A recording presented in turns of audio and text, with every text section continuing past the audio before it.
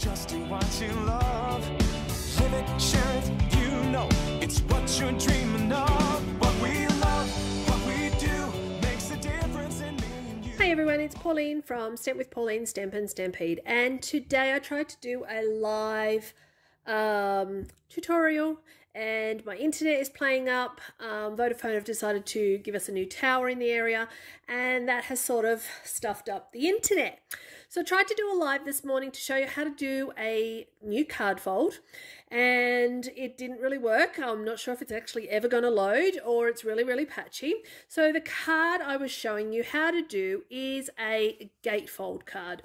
So with the variations of the cards that I've been doing every week, I wanted to show you one card and then show you the variations of how to mix up that card and how to change it and alter it.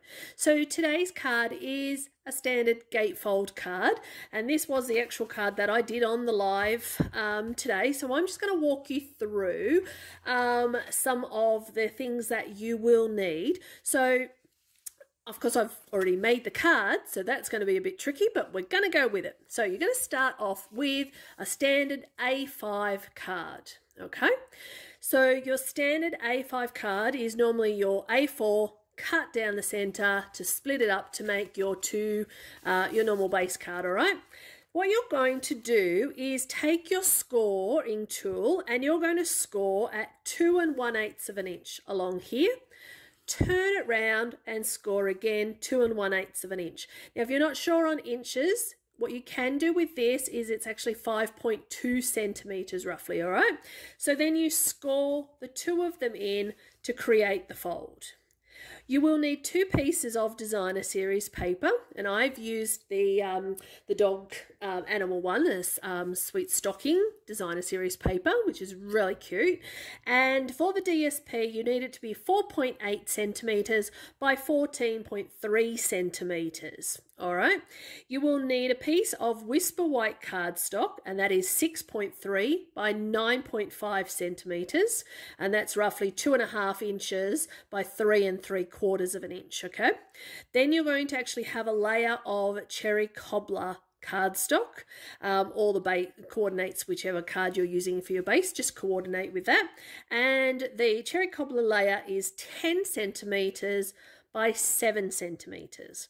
You need to fussy cut out a stocking from the designer series paper and stamp and cut out one of the animals as well.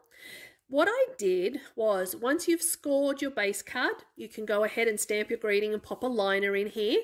This liner is 9.5 centimeters by about 13.5, 14 centimeters. So check your card width. Once you've folded it over, you then add your designer series paper.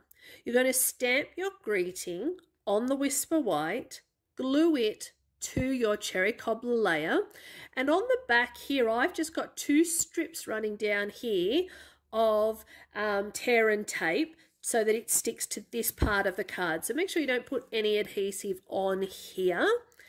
Pop that down, that now gets stuck onto there. Add your stocking from your designer series paper above your greeting, and the little puppy, I have actually used the blends to colour my dog. So I stamped in Memento ink. I then used my blends and I've used the light Daffodil Delight and the dark.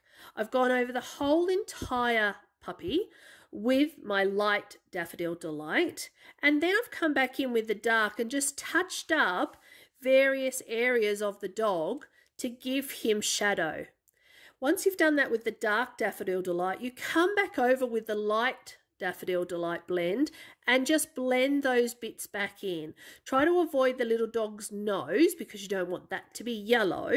And then all I have done is used a dimensional just to raise the puppy up so he looks like he's actually sticking out of the stocking.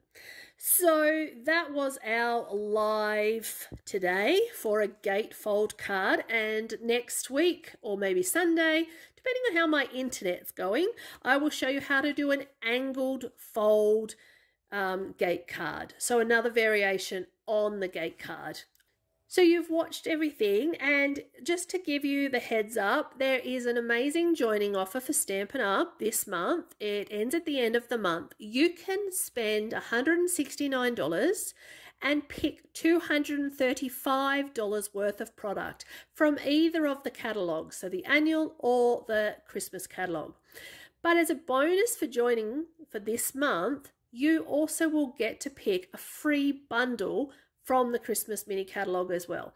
So that's an extra value, and those bundles are usually anywhere from about $70 to $95 for a bundle. So it's a great saving and a great addition to your kit.